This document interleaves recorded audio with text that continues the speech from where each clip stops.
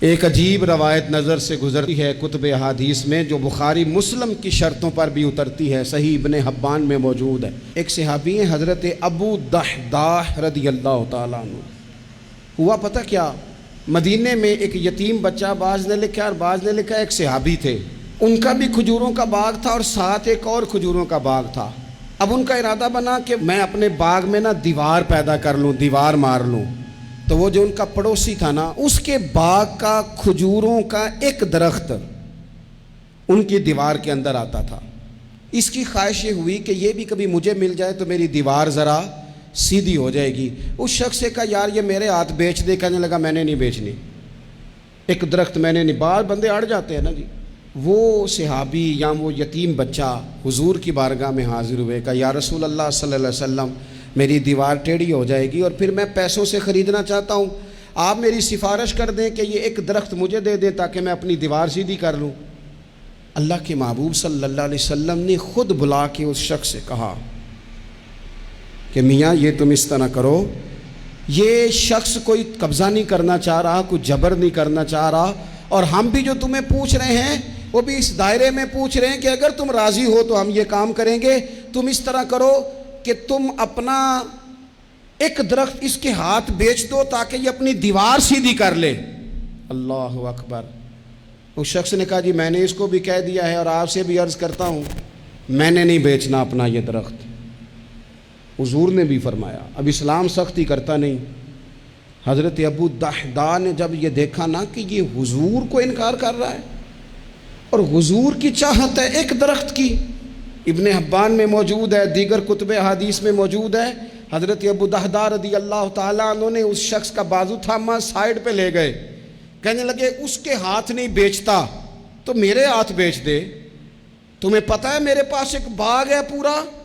کہا پتہ ہے۔ کہا تمہیں یہ بھی پتہ ہے میرے باغ میں 600 درخت ہے؟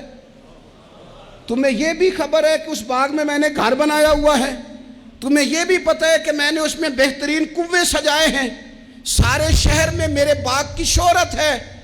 اس نے کہا تم کتنے پیسے لوگے باغ کے؟ کہنے لگا کوئی پیسہ نہیں لینا، تم میرا باغ رکھ لو اور ایک درخت دے دو جو مدینے والے رسول نے مانگا ہے۔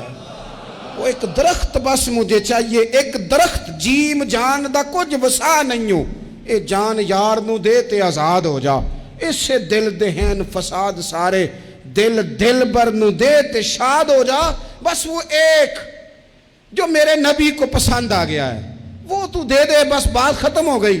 اس نے کہا یہ کون سا سودا ہے؟ فرمایا یہ من کا سودا ہے، تیری سمجھ میں آئے نہ آئے مجھے غرض نہیں، لیکن تو لیتا ہے؟ اس نے کہا بالکل ٹھیک ہے میں تیار ہوں، آپ وہ ایک درخت لے لیں اور یہ باغ مجھے دے دیں۔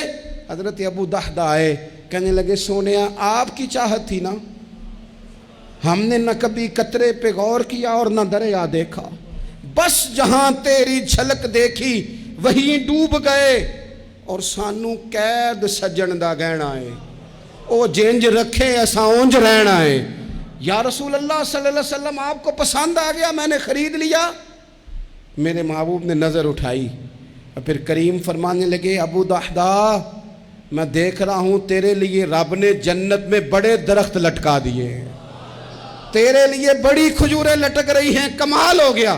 حضرت ابو دحداح رضی اللہ تعالیٰ عنہ باغ کے اندر رہائش تھی، گھر آئے اور آ کے اپنی بیوی سے کہنے لگے بھلی مانس بچوں سمیت جلدی جلدی باہر آ جا، میں نے باغ بیچ دیا۔